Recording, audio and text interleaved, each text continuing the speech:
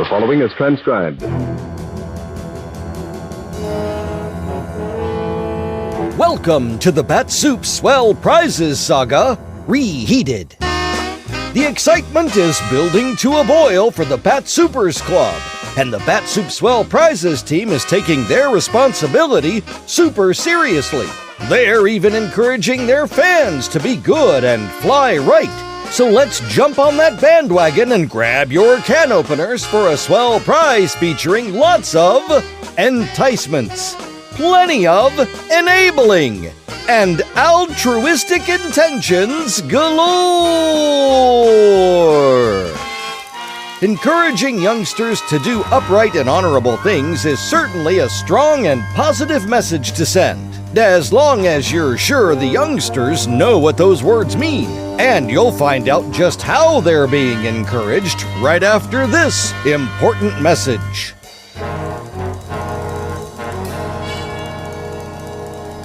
Well, hey, fellows and girls, now that the smoke is cleared from the Bat-Supe Recap Mark 1, we're excited to say that, as far as we can tell, the last of the legal entanglements are all settled. And we want to say again, even though Shecky Stedmeyer told us not to, how sorry we are for any inconvenience caused by the Mark 1.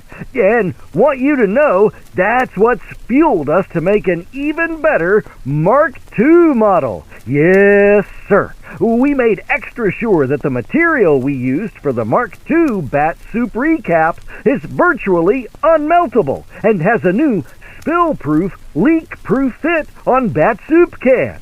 Well, see, if I take this can with the Mark II Bat-Supe Recap and turn it upside down, voila! It doesn't leak, and I can even shake the ever-loving dickens out of it, and it's as firm as if it was part of the can to begin with. Yes, sirree doodle. Why, I bet you could even heat your soup right on the stove inside the can with this lid on, and it wouldn't budge. Boy, oh boy. This is super exciting, gang. You can be part of the excitement, too. Just send in a specially marked label from a can of Bat-Supe, fill it out, and be sure to sign the release form on the back, add $1 dime, and send it to us in care of your favorite grocer, and you'll be enjoying Bat-Supe leftovers as fresh as the first time you open the can, and it's all from Never Nutritious, Definitely Delicious Bat-Supe, available wherever fine podcasts are sold. Always a mail-order bridesmaid, never a mail-order bride. Curtain. Music. Gang, we're still getting those new top-secret Swell prizes ready to go inside specially marked cans of Never Nutritious, Definitely Delicious Bat-Supe. But in the meantime, make sure you're a member of our brand new Bat-Supe fan club, the Bat-Supers. Being a Bat-Super will get you all kinds of cool perks, like a swell fancy membership card, a killer diller Batman detective kit with real fingerprint powder, and the super fancy, high-powered, and on-the-beam Superman laser vision magnifying glass. And if you know any of your friends who aren't already signed up, say, you could peel one of those labels off a specially marked can of Bat-Supe and get them to fill out the form so they can get in on the fun too. Or just march them into your local grocer or police station and get signed up there. However you do it, you'll be a top-notch friend for getting your pals in on the fun. Fun for everyone from Bat-Supe. Available wherever fine podcasts are sold. Handle only with protective gloves and use eye protection. Fellows and girls, we've got a very special guest today. This is a fella that's made such an impact around here that he's like part of the Bat-Supe family. So why not introduce yourself, friend? Hello there, boys and girls. I am Officer O'Flanagan. Here, I'll just take that.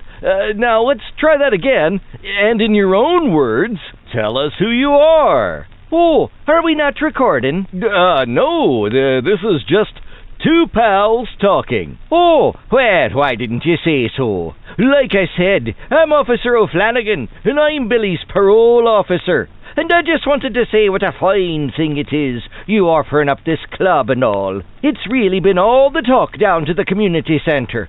And that Billy, he's really coming out of his shell, don't you know? He's become quite a mentor to some of those other little lads down there. Why, those little knickknacks you're providing in your soup is giving those boyos something to bond over, don't you know? It does me heart good to see 'em all down there scheming and laughing. Oh, goodness knows what they're getting up to. Say, that's mighty keen. And it brings me to an important point, fellows and girls. As a Bat-Super, well, it's up to all of us to set a shining example to not only other fellows and girls, but to the whole community. And you can do that just by eating all of your never-nutritious, definitely delicious Bat-Supe. Yes, sir. Be a model Bat-Super, and your community will be proud. Sign up today, gang, with Bat-Supe. Available wherever fine podcasts are sold. Never trust without verifying. Things are always more fun when there's a little bit of structure. And accountability is right up there with my favorite parts of being a part of any club that I'm in. That's why we here at Bat-Supe are encouraging every member of the Bat-Supers Club to live by the pledge we've printed on the inside of the cool container included inside every Bat-Supers membership kit. Well, in case you didn't notice it, we'll say it together right now. Just repeat after me, gang. As a Bat-Super, I promise to always be a credit to my community. I will always be good for my mom and dad. And I will always eat every bite of my never-nutritious, definitely delicious Bat-Supe. Great job, gang. Now, make sure you're getting all your friends to sign up so they can be Bat-Supers too. You can sign up at your grocery store, your local police station, or by filling out the label of specially marked cans of Bat-Supe. Available wherever fine podcasts are sold. When in Rome, do as the Romans do. Well, there's all kinds of sayings about waiting, like, good things come to those who wait, and patience is a virtue. Well, gang, your patience is about to pay off with something really good. We're excited to announce that we're almost ready to unveil our very next Swell prize. Yes, sirree doodle. But we want you to rest assured that just because we've got a new Swell prizes program all geared up, well, that doesn't mean the Bat-Supers Club is going away. No, sirree, Bob. You'll still be able to sign up anytime you want at your local grocery store or police station. Or you can just fill out the label on every can of never-nutritious, definitely delicious Bat-Supe. Those memberships are mighty keen, too, and chock full of really fun things for you to turn your imaginations loose on, like the Swell Batman Detective Kit, or Robin's Lasso, or the Superman Laser Vision Magnifying Glass. Boy, oh boy, are those some swell prizes all on their own. And that's just the beginning for Bat-Supers. Get yourself signed up if you haven't already, and we'll make sure that you're all set up. And it's all from us here at Bat-Supe, available wherever fine podcasts are sold. There's no such thing as bad publicity. The Bat-Supers Club is here to stay, and with it comes new and more exciting Swell prizes. And that means more opportunities for mayhem. But more on that later. Right now, it's time for our Bat-Supe dessert bite and the wind-up for our intrepid, fabulous freelance insurance investigator. It's part 5 of The McCormick Matter, from yours truly, Johnny Dollar, as originally broadcast on October 7th, 1955. From Hollywood, it's time now for Bob Bailey as Johnny Dollar. Ready with your party in Hartford, Connecticut, Mr. Dollar. Go ahead, please. Hello, Mr. Barth. Yes? This is Johnny Dollar. Johnny, what's up? Now listen carefully, Ed. I've just been shot. What? Oh, it's nothing serious. I'm backstage at the Elmar Theater in the Bronx. Johnny... I'm all right. Now listen to me. I got a tip from old Mike Cairn, a convict, that a man named Joe Panny might have had something to do with the McCormick case a few years ago. Yes, a jewelry case, $100,000. Well, Panny's been murdered. I didn't get a chance to learn anything from him, but I have learned that Panny's ex-wife is married to Julian McCormick. You've contacted our New York office? I've been trying to get your man Frank Porter at his home, but no one answers. It's going to be pretty nasty for Allied Casualty if she plotted with this Joe Panny to rob McCormick. Yeah. Do you want me to wait and let Frank Porter handle it? No. You go ahead. If somebody's throwing bullets around, they'd better be stopped before... Oh, well... By me rather than Frank Porter, huh? Okay.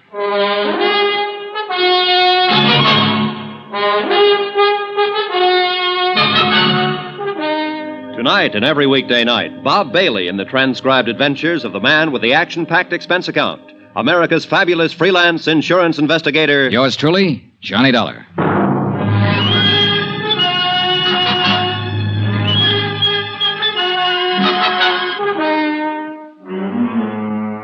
Expense account submitted by Special Investigator Johnny Dollar to the Allied Casualty and Insurance Company Limited, Markham Building, Hartford, Connecticut.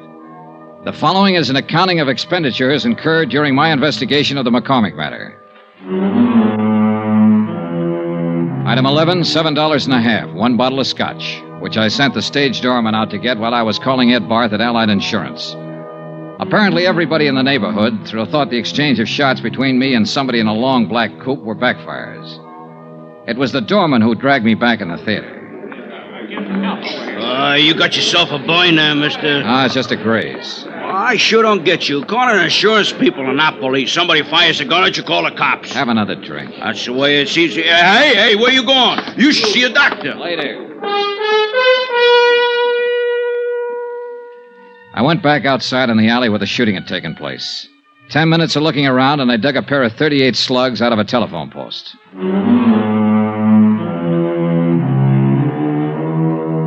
Expense account, item 12, $4.35, cab fare, Elmar Theater to Long Island. It was 12 o'clock straight up when I got to the McCormick home. There were no lights burning, and apparently everyone had retired for the night. I checked the garage first. A 55 Cadillac convertible and a 4-year-old Jag. No warm motors, no black coupes. I went to the house.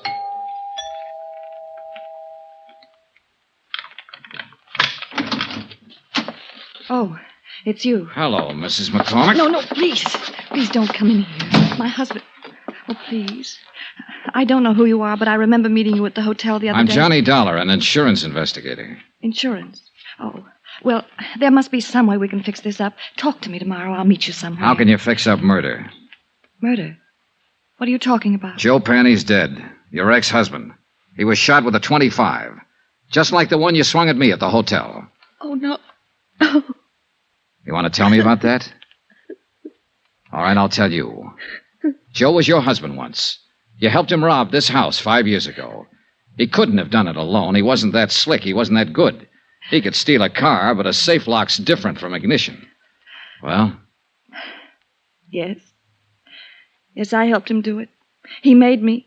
He promised me if I helped him, I'd never hear from him again. I opened the safe for him. But you were down to see him at his hotel the other night. You searched his room. Searched his room? Yeah. Well, I don't know anything about that. He called me, said he wanted money. I didn't know where he'd been for these last few years. Up the river. Oh, well, he wanted money. Only he wasn't there when I went there. And I was? Yes. And the gun? I went down there to kill him. But I didn't see him. Not then. Later somewhere. I haven't seen him at all, I tell you. Just talked to him on the phone. I don't suppose it'd make any difference if I told you I had a good reason. If I told you I loved my husband very much. Not likely, in view of the fact you helped your ex-husband rob him of $100,000 worth of jewelry 5 years ago. Oh, I can explain that. Joe came around when we got back from our honeymoon. It's an old story. My past isn't all it... Well, anyhow, Joe threatened to tell my husband about it, unless I gave him money. I didn't have any, so I opened the safe for him that night. It was all I could think to do. Yeah. Then you split with him later on. I told you I haven't seen him. Why would I want to do that? I have everything I want in life right here. Mostly my husband. Well, it's still a police matter, Mrs. McCormick. I spent a long time looking for you. Maybe you better get your coat. Iris, you'll remain exactly where you are. Julian. And so will you, Mr. Dollar. Julian, you heard what I said. Don't worry about it, my dear.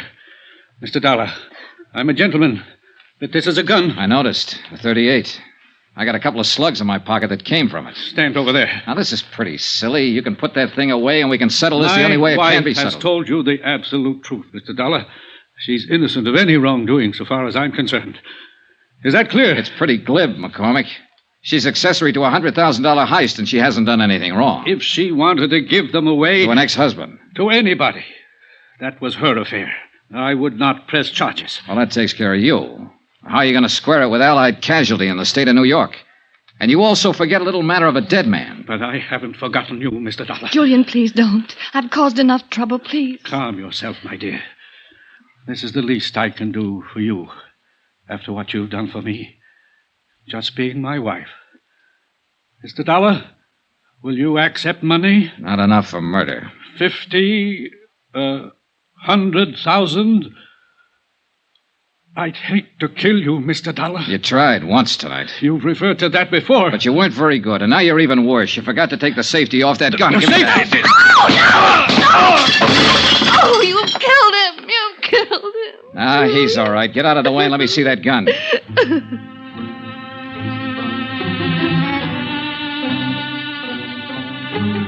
I wasn't interested in either one of them for the moment. I was looking at the .38 I'd taken from Julian McCormick. There was a smear of cosmoline still inside the barrel. I sniffed it, checked it, found all chambers loaded. It was a brand new weapon, and it had never been fired.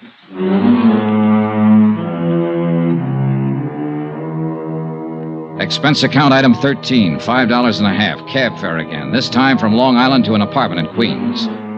The man I wanted to see was Allied Casualties man Frank Porter. He lived in a very polite neighborhood. That's apartment 203, but Mr. Porter's not in, sir. I'll wait for him. Yes, sir. It's all right if I sit in your lobby, isn't it? Oh, yes, sir, but I'd prefer that you waited somewhere else. You would? This is a rather exclusive apartment building, sir, and we don't like people loitering in the lobby. Well, I'm on a pretty exclusive mission. But you don't like the mud on my clothes and the tear on my coat, huh? Are you a friend of Mr. Porter's? Yeah. Good friend? He wouldn't mind if I waited in his apartment, if that's what you mean. No, sir. Impossible. But a couple of bucks can do wonders sometimes. It was quite a layout. Books, pictures, furniture, and whatnots that make living at home pretty agreeable.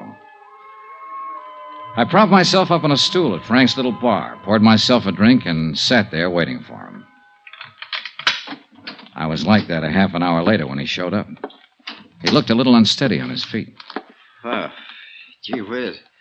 Johnny Dollar. Hi. You're the last person in the world I expected to see. I'm glad to light and let you in.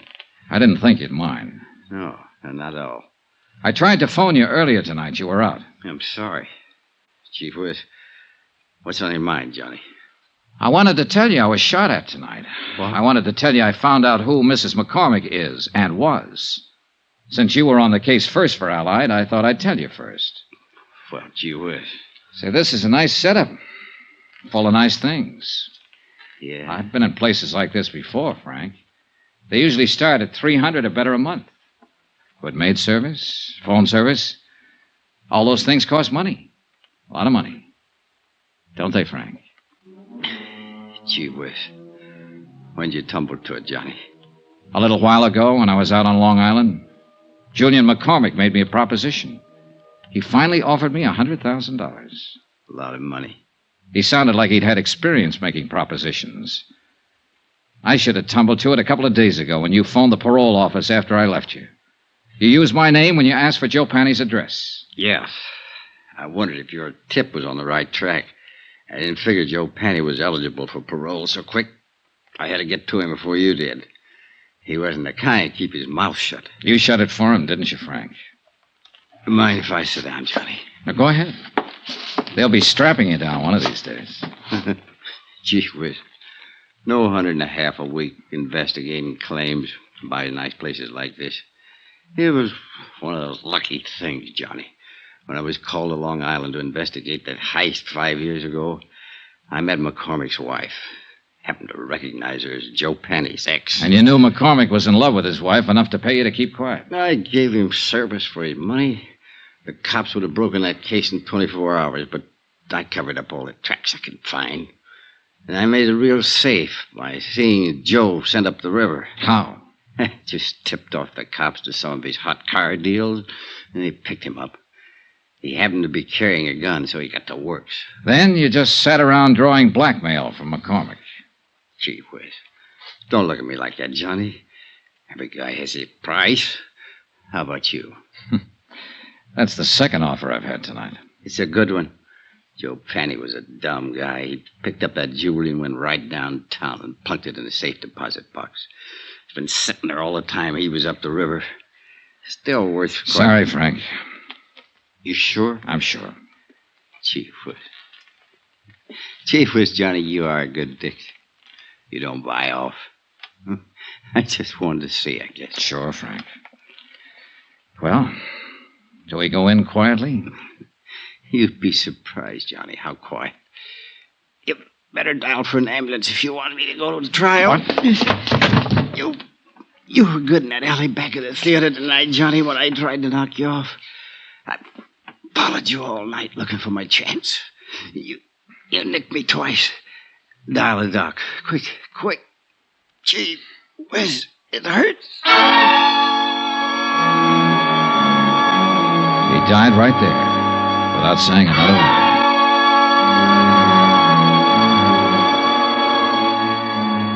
The disposition of the case and what to do about Frank Porter, an insurance adjuster who goes bad, is a matter I don't have to handle. And I'm glad. Expense account, item 14, hotel and board in New York City, $79.30. Item 15, $84, legal fees and incidental expenses involved in locating the widow of Mike Cairns, who it seems is still alive somewhere in Iowa and will accept half the reward as promised. Item 16, $14 even, transportation back to Hartford. Expense account total, $265.91. Remarks? Gee whiz. Yours truly, Johnny Dollar.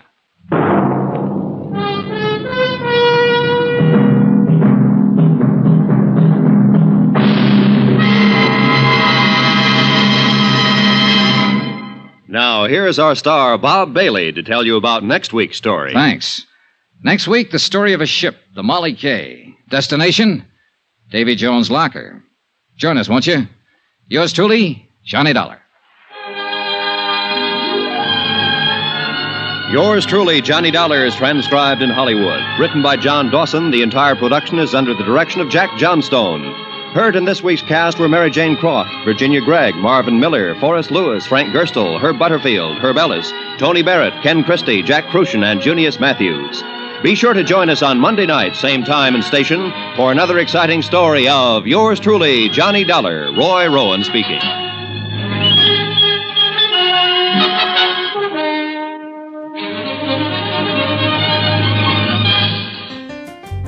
Well, that'll wrap up this edition of the Bat-Supe Swell Prizes Saga, Reheated.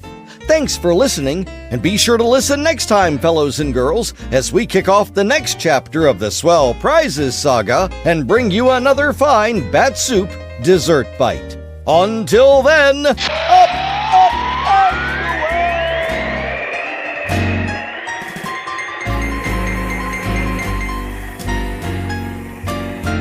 At a time when he had already achieved recognition as one of America's most eminent inventors and physicists, Thomas A. Edison conducted a series of experiments in thought transference. He constructed an elaborate electric apparatus and sought, by means of it, to bring about purely mental communication. But, as he himself freely admitted, he obtained not the slightest results. And yet, Thomas Edison believed in extrasensory perception, for long before this he had met a man called Reese, the man who saw everything. It was a friend of Thomas Edison's, a young woman named Miss Olson, who first interested him in the man named Reese. A few days later, Reese appeared at Edison's laboratory. Well, let's have a demonstration. All right, sir.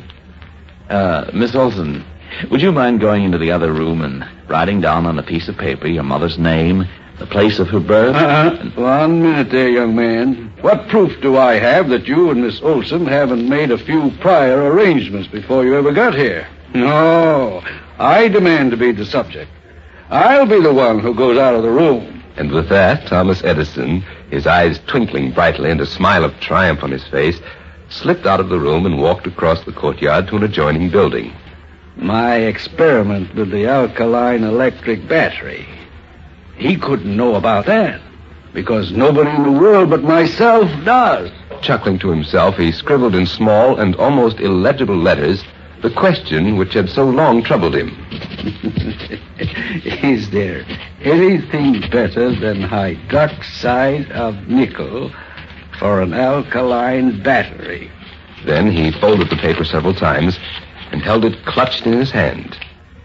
And then at last he left the building and retraced his steps to the room where Reese and Miss Olson awaited him. He said nothing as he entered. It was Reese who spoke first. Do you really want my opinion, Mr. Edison? Why? Oh, I don't know what you're talking about, young man. Well, you asked me a question, didn't you? And here's the answer. No, there is nothing better than hydroxide of nickel for an alkaline battery. Thomas Edison had no explanation for the incident. He could only accept it as valid and authentic, if incomprehensible. As he himself put it, I do not pretend to be able to explain this faculty. I am convinced that the needs of civilization will produce some great discovery by means of men endowed with this power. The rare seers of the present generation will become the multitude of coming generations. In these words, America's great scientist expressed his faith in a power which is still looked upon with skepticism by other scientists of lesser stature than he. A power that enables men to see without the use of their senses. A power incredible but true.